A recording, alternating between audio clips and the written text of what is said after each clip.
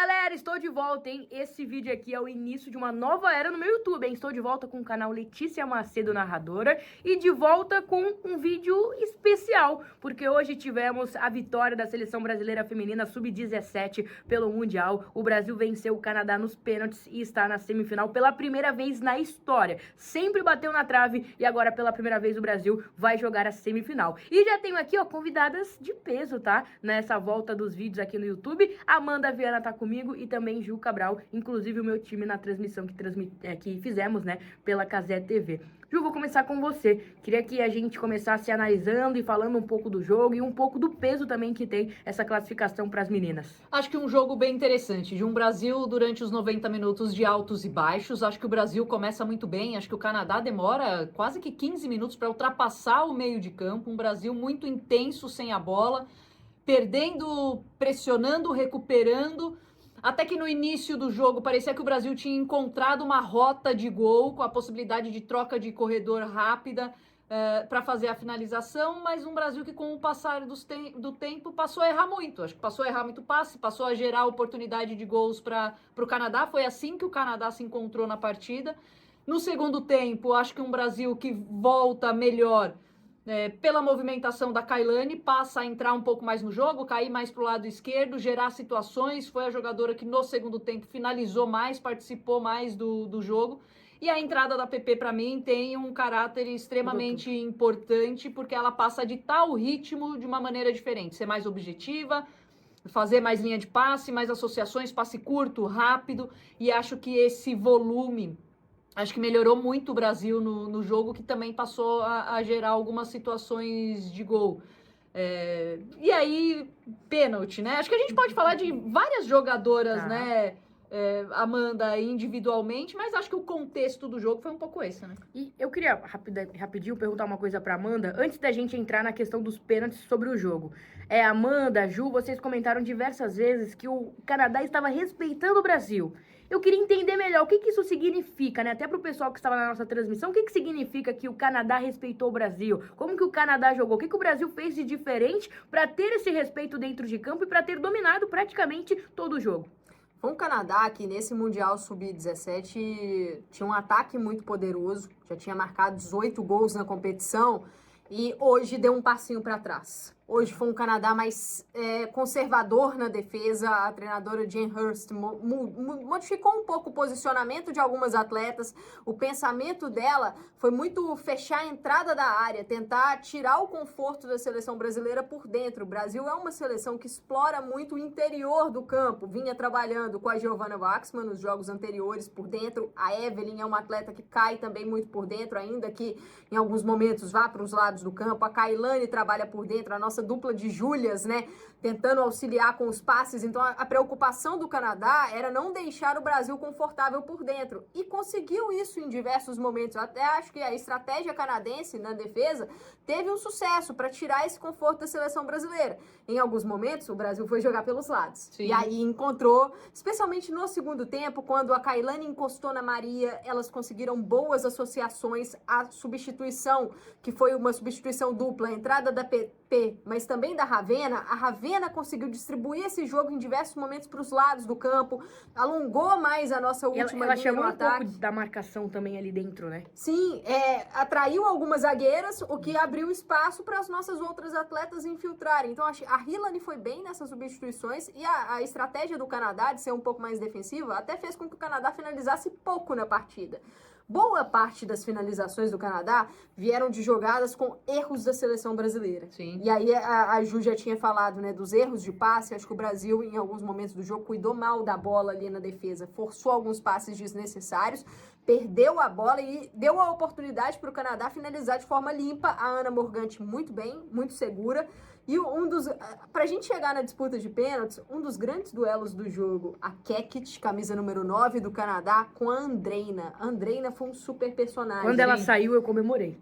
Porque, assim, a Andreina, ela não foi um jogo 100% perfeito, sim, mas foi um jogo de muito desafio. Muito desafio para ela o tempo todo, no 1 contra 1 com a Kekit, que é uma ótima atacante que se movimenta muito e sempre no risco, né, Ju?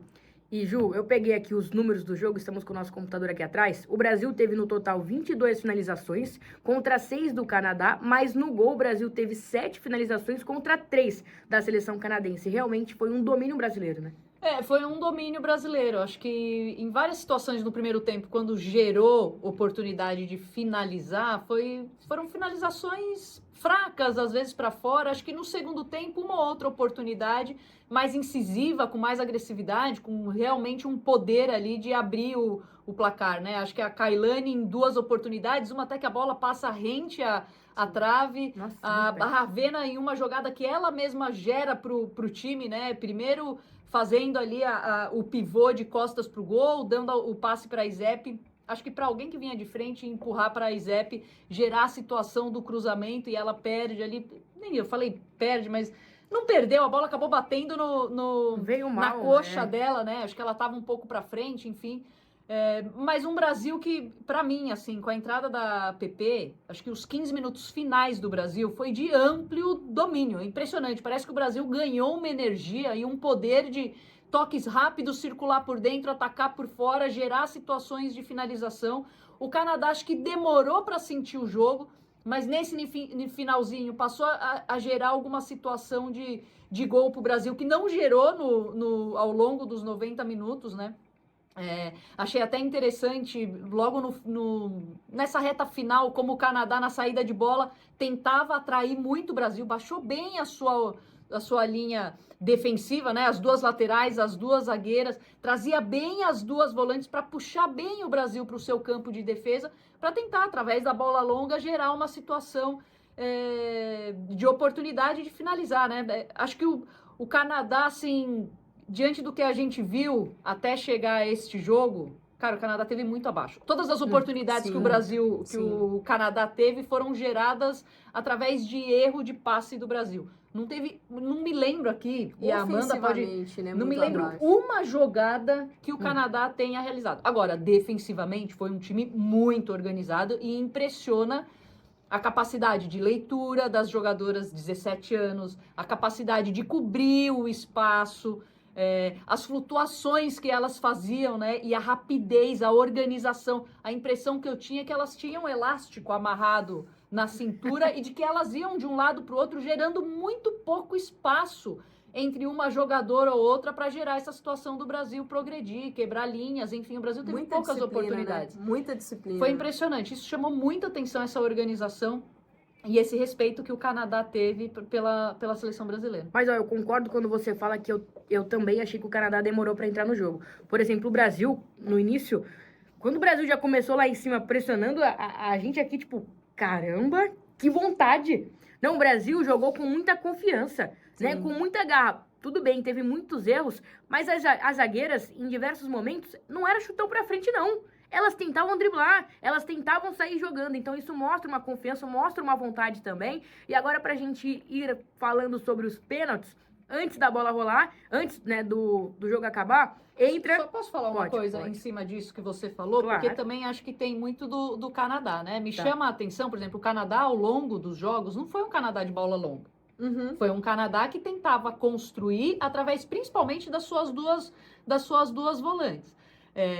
Mas acho que olhando para o Brasil, olhando para essa forma de marcar do Brasil, intensidade, encaixe, bloco alto, foi um Canadá que também escolheu não se expor dessa maneira, porque acreditava que o Brasil poderia ser intenso e gerar muitas situações dessa forma. Então a gente viu hoje um Canadá que para mim fugiu muito da sua característica, né?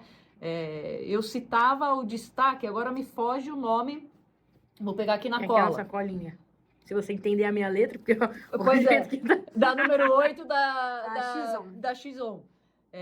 Eu falava no início da transmissão a importância dela para esse meio de campo, nessa construção inicial, e dela ser essa jogadora de distribuição, de qualidade, que dita ritmo. Pô, hoje ela quase não pegou na bola. Ela né? e a Taylor... O jogo não passou por ali. Não passou muito por ela e pela Taylor. E eu até mencionei na transmissão que eu fiquei surpresa que a Mire não entrou. A camisa número 20 do Canadá. Sim. Porque ela é uma meia atacante que tem qualidade pra armar. Eu fiquei surpresa que ela não entrou. Não sei se teve algum motivo físico ou se Porque realmente... eu acho que a ideia não era essa. É. Acho que pensando nesse jogo do Brasil, era essa bola longa explorar as costas da defesa, que muitas vezes ia bater no mano e acreditar numa atacante de velocidade, de qualidade, para gerar a situação. Até teve.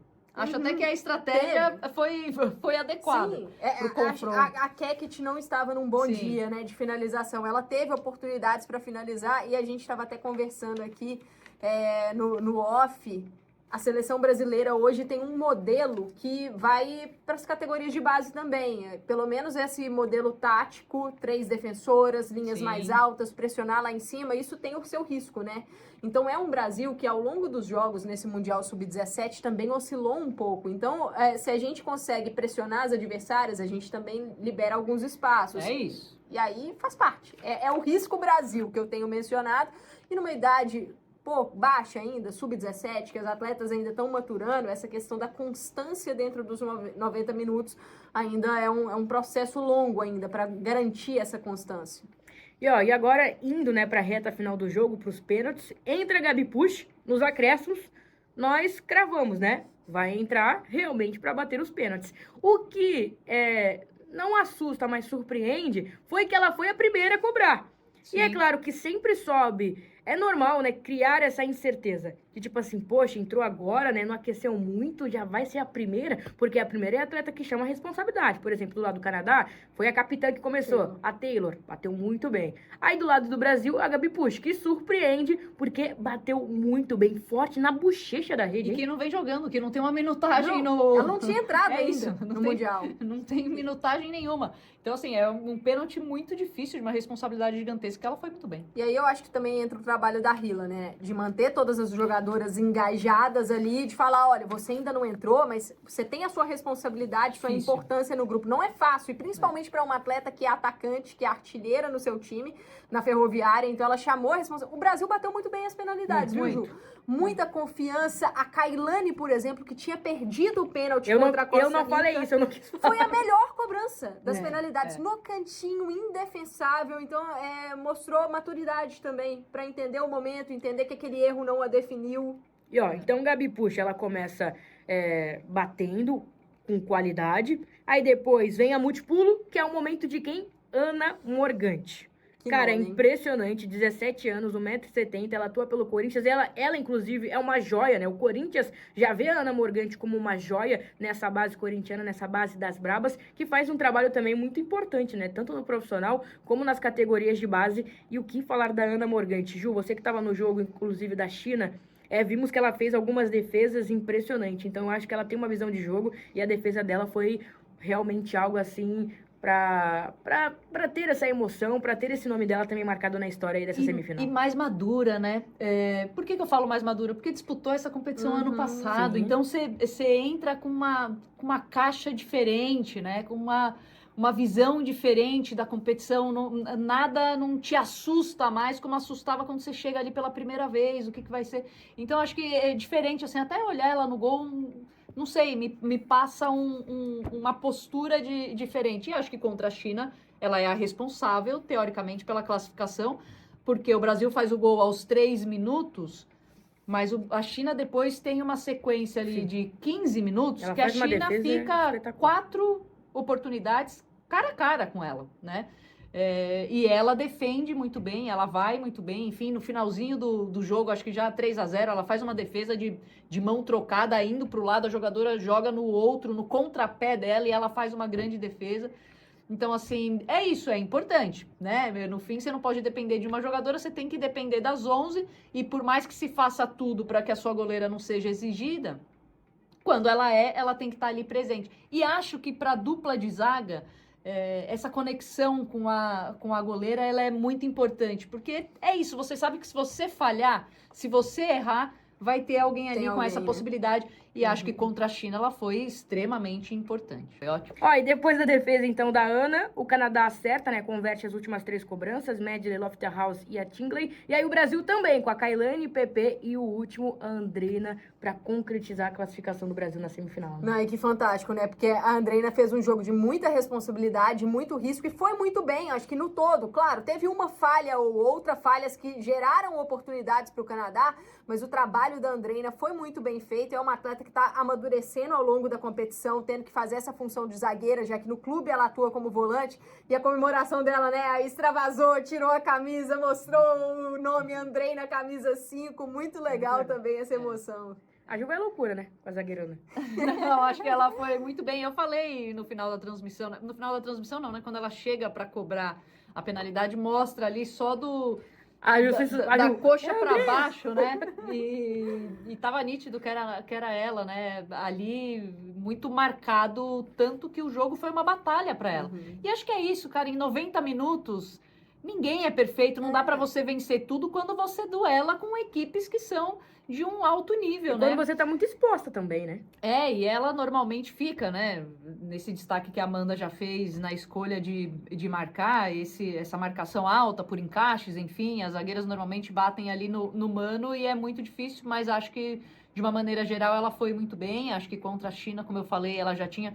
Por que eu destaco e recorto a China? Porque é a fase mata. É a hora que a pressão aumenta, é a hora que você vê quem consegue lidar com aquela situação, e eu acho que ela foi muito bem, e hoje o tempo inteiro exposta, falhar e voltar para o jogo nunca é muito fácil, né? E as falhas dela passam despercebidas porque ela continuou no mesmo ritmo, né? Na mesma tentativa, enfim, então acho que foi um jogo grandioso dela novamente, e volto a dizer, ela e a PP, para mim, foram os dois grandes destaques. Eu acho que a Evelyn, impressionante, assim, no início do jogo, uma intensidade. O que roubou de bola a Evelyn foi impressionante. Também, até onde ela ficou, 90 e mais 3, se eu não me engano, sem a bola, extremamente combativa. E a gente tá falando de uma jogadora que é atacante, de muita qualidade, tem feito alguns gols importantes pro Brasil. Então, acho que vale o destaque também. E ó, só pra gente contextualizar o pessoal, lembrando que essa é a 9ª edição, que vai acontecer no Marrocos até 2029. Esse ano teve essa mudança no formato agora com 24 seleções, também vai acontecer de forma anual, né? E o Brasil, que caiu no grupo A, junto com Itália, Marrocos e Costa Rica, se classificamos em segundo com 4 pontos. Aí nas oitavas vencemos a China por 3-0 e agora nas quartas mandamos aí de volta para casa a seleção do Canadá. Meninas, calma, é ao vivo isso. É ao vivo, é ao vivo. Bom, galera, que fase que estamos vivendo, né? Queria terminar com essa reflexão. Que fase que estamos vivendo no futebol feminino. Há menos de 2 anos de uma Copa do Mundo aqui, né, no Brasil. Tanto o profissional, né, agora a categoria principal, vencendo os 2 amistosos contra a Inglaterra, contra a Itália. E agora o Brasil também respondendo e trazendo bons frutos na base. Realmente mostra que estamos encaminhando pro futuro, né, Amanda Viana? Tô muito feliz, hein? Não, exatamente. Eu tô muito feliz de ter tido a oportunidade de comentar um jogo de seleção brasileira, um jogo tão importante e histórico. Avançamos para uma semifinal que é inédita, Sim. né? E o trabalho está sendo feito, é importante você ter a formação ali na base. Nada termina na base, as coisas começam na base. Então a gente aqui tá acompanhando o surgimento das nossas craques do futuro, né? E aí, Ju, isso. bora comemorar pra pagar o almoço? Hoje pede! Tá sobrando tudo pra Nós, Ju, hein? Ju Sobra Cabral, tudo pra Ju, a Ju cara. Cabral, ela já é história. Ela Eu já é acho que- história, mas agora nós também estamos fazendo parte da história também. Eu acho que isso é interessante. Não, jovem, eu vou te falar uma coisa. Pela Conta, sua conta. narração, Hum. você merece um almoço. Mas eu não sei se eu vou pagar hoje. Mas você merece um almoço, porque sua narração foi emocionante, foi sensacional. Chamou o povo pra junto com a gente, conectou nós aqui, quem estava assistindo, com a nossa seleção lá transferindo energia. Então, você merece. Mas deixa eu te falar uma coisa só. Não existe só eu no mundo. Tá bom, meu amor? Tem várias pessoas, Amanda, tá bom? Você faz promessa. Eu não sou eu que faço a promessa, Eu amo você Ju faz pra Cabral, mim. não tem como, tem que ser. Entendeu? Você quer ir viajar, você acha que eu tenho que ser sua patrocinadora. Você sabe? Porra. Sei. Foca E em ó, outra. próximo jogo, Vamos estar todas caracterizadas aqui, tá? Quem falou? Eu. É isso. É isso. Vamos tá de Brasil, sim! E torcendo muito pra nossa seleção brasileira. Um beijo e Pra tchau, quem? tchau. Ah, tá bom. Tchau.